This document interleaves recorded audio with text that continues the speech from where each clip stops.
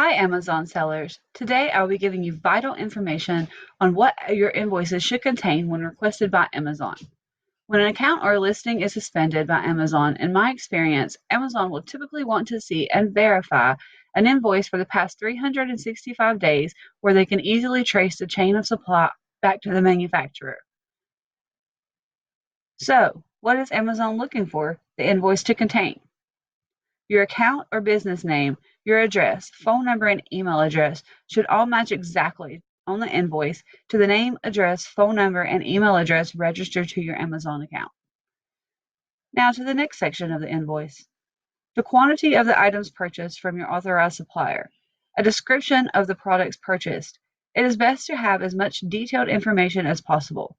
This information could include a SKU, UPC code, name of the product, size if applicable, and if there are variations of the product, they should be listed separately.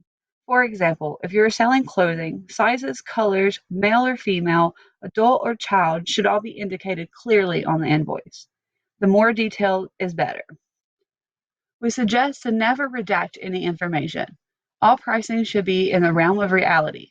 It shouldn't be too cheap or too expensive. If there are mathematical mistakes, it could be an indication to Amazon that the invoice is fake.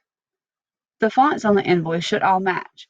If not, again, this could flag Amazon that the invoice may be not authentic. Always check your invoice for any errors before submitting to Amazon. If you find any errors, immediately reach out to your supplier for a corrected invoice. Also, ensure your supplier is aware and willing to verify your invoice and purchase if and when Amazon reaches out to do so. As always, we are here for you. If you have any questions or concerns, never hesitate to reach out to us.